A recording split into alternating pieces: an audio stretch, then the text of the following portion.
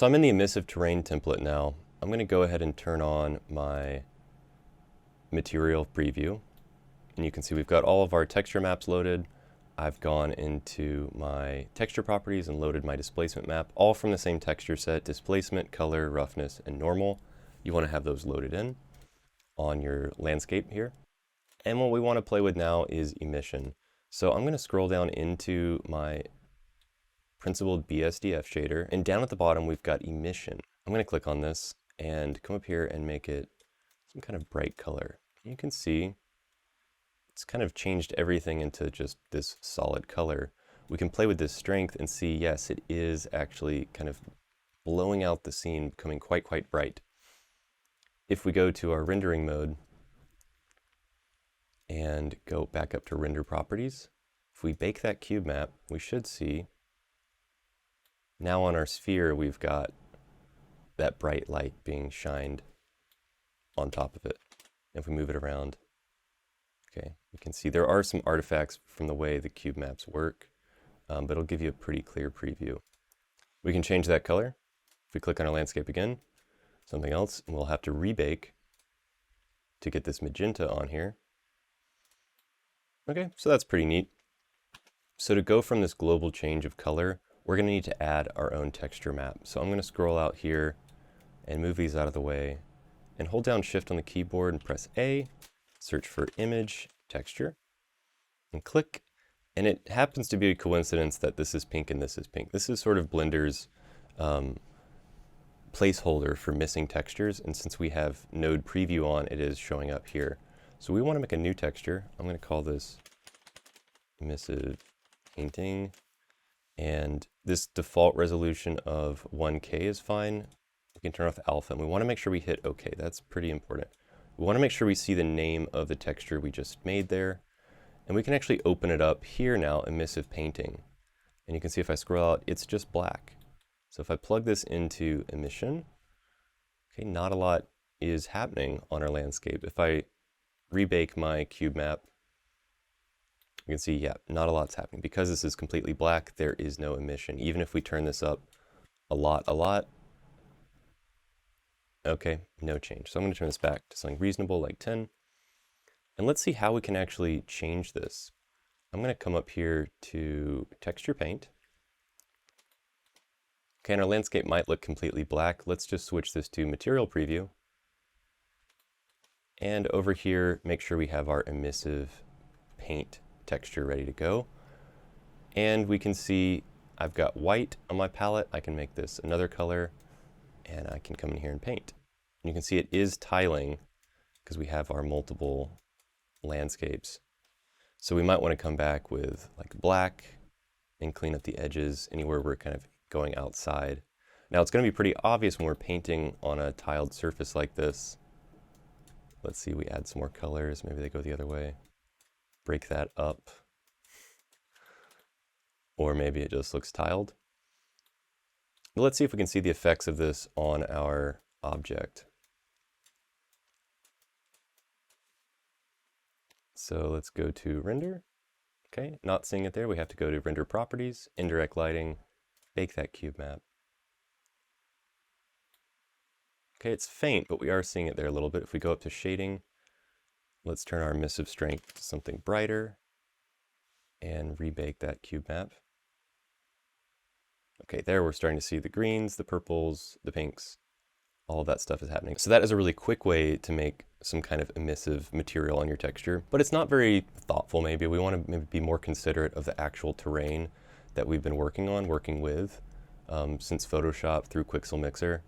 So I'm going to swap this out real quick and we can see just kind of a preview of what another texture could look like. I'm going to take my roughness map and plug that into emission. And we can see, yeah, if I turn this down, okay, we're getting emission from those areas that the roughness map is defining as bright and those that it's defining as dark. However, I think it's a little too much, and it's also maybe not color where we maybe want color. So I'm going to disconnect this, and we're going to open this up in Photoshop and see if we can pull some of this information from roughness and work with it. So here in Photoshop, I've got that roughness map, same one we were just plugging into the emissive part of our shader. And what I'm going to do now is see if I can limit areas in which this is being affected. So I'm going to make a new adjustment layer, and I'm going to use levels, but there's lots of ways to control contrast. I just think this one could be more friendly to people who aren't as used to Photoshop. And what I'm doing is just kind of collapsing this, really increasing the contrast here, trying to crush the black areas and just kind of highlight the little slivers, the fissures that maybe I'm thinking about that are going to maybe emit some kind of geothermal energy, what have you. Okay, so let's save this now. I'm going to go to File, Save a Copy, and I'm going to save this as Fur Terrain Emissive. I've already made one, but I'm going to go ahead and overwrite that. I'm going to go back to Blender, and now I'm going to swap out this image for our texture that I just made. So I'll go to my terrain and find Emissive. Okay, we can see it is now previewing. I'm going to drag that into Emission. Okay, it's kind of looking like snow, which is interesting.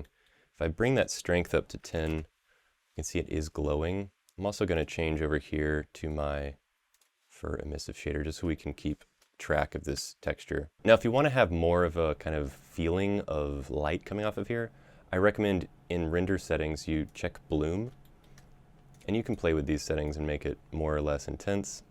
I like just a little bit to kind of feel like there's a haze coming off of that light. So you might be satisfied with this. I think maybe the color white isn't super interesting. It does kind of get confused maybe with snow or something. So let's go back to Photoshop and let's add some color here. I'm going to make another layer. I'm going to make this a solid color. Let's pick kind of like an incandescent color here. It's completely blanketed out the roughness texture underneath. So I'm going to change the blending mode in our color fill layer to multiply. Okay, and I'm going to now save this. And over here in Blender, instead of having to open up this texture again, we can go over here in our shading viewport, these three bars, go to Image, Reload, and we can see now it's glowing yellow. I'm going to bake that cube map. Let's see if we can see that showing up on our object. Let's bring it up again. We're just going to bring this up for the sake of this demo.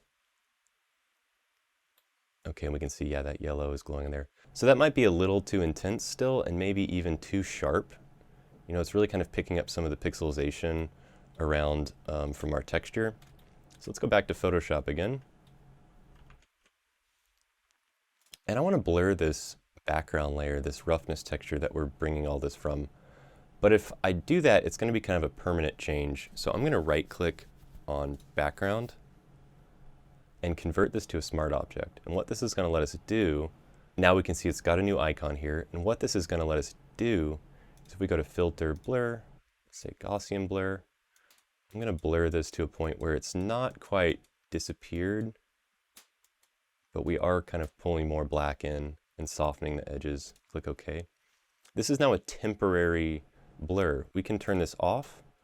We could even go back and undo it or increase its intensity. Okay, so I'm going to save in two different ways now because we're starting to really build up layers here. I want to save this as a TIFF. So I've already kind of building up a Fur Terrain Emissive TIFF here. And let's also save this as a copy and go back to our texture set. And as a PNG, let's overwrite our emissive again. Back to Blender, the 3-bar button, Image, Reload. Okay, that's starting to look pretty cool. It's starting to look like something is really kind of oozing or emanating from these pockets or these fissures in the ground. And it's tiling in a way that I think looks pretty interesting. But let's see if we can add some more variation to this color. So back in Photoshop here, there's a few things we could do. Instead of this fill color, we could go here and go to gradient and select like some kind of gradient that we think is interesting. I'm going to turn this off and change the blending mode of our gradient fill to multiply. Okay, and now I'm going to save this as a copy.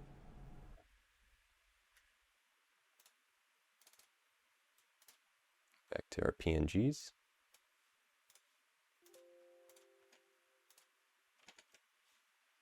and reload that in Blender.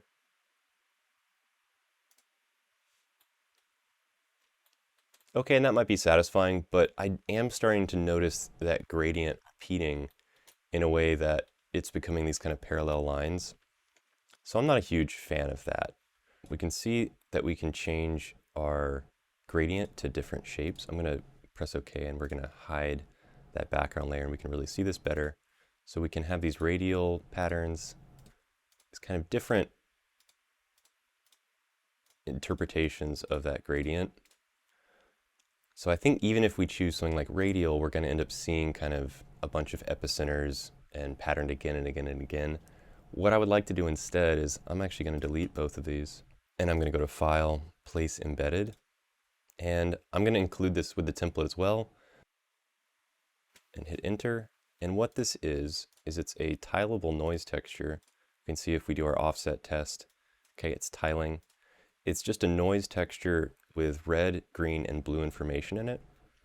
So if I turn back on my bottom layer and change this to multiply, we can see now we've got rainbow kind of coming through there. So let's save this and see what it looks like. Okay, back to Blender. Let's reload that. And let's turn up our emission even more. Rebake our cube map.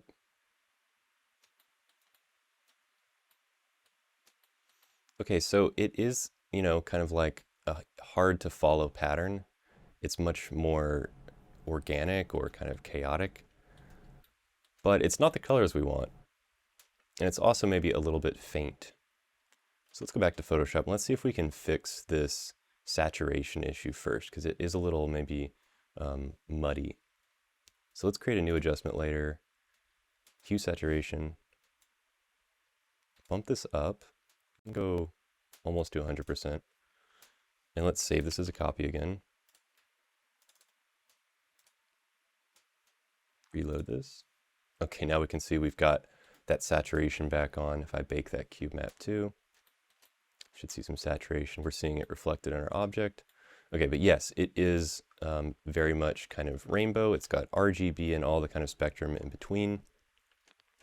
So let's see if we can limit what is happening here. And I'm going to turn off our background layer to do this. We can see this splotchiness here. So in between the noise cloud and the hue saturation layer, I'm going to make another adjustment layer called color balance. And if we want those kind of incandescent colors, what we're going to want to do is just kind of isolate those. So let's push the kind of blue away in favor of yellow, the red to favor the cyan, and the magenta kind of in the green. And let's go to the shadows and play with this too. And it's just going to take some tweaking. We'll go back to the highlights now and play with those. Okay, if we go back to our underneath layer,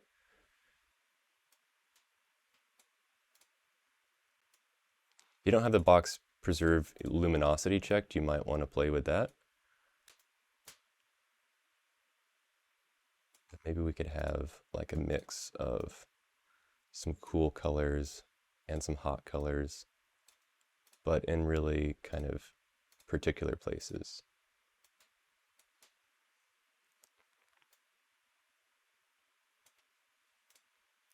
Okay, so when we're happy with that, we'll save it as a copy one more time. And I would also recommend you save your TIFF to include all the hard work you've done. And we'll go back to Blender, go to Image, Reload.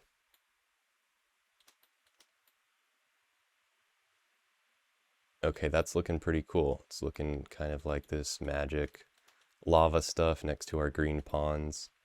Let's bake that cube map again. Maybe even turn down our HDRI. Bake it one more time. And now we can move our object through. See, that is looking pretty spooky, pretty cool. Again, this can apply to objects, the same emissive strategy. Using a texture, you can paint directly on things. You can reuse kind of other texture maps that you've generated. and start to apply colors to them in just specific areas. Going back to Photoshop, looking at our layer stack again, we've got just this roughness layer that we're starting with. We applied some contrast with levels. We blurred it some. And then we brought in this procedural noise that I'll supply to you. And then we're tuning the color and we're boosting the saturation. And so that, as a texture map, is already going to line up with all of our other features that's producing our terrain. So back in this blend file, we can actually still modify this emissive texture directly on our landscape. If we go to Texture Paint, okay, let's load up our emissive. Okay, we can see it here. We can, with a black brush in Texture Paint, come here and paint out any areas maybe we don't want to include that. Maybe it's too dense in here. You know, you can come in and you can block some of that out. I would just really be careful as you're going to your edges that you don't accidentally do something that's going to create like a hard pattern.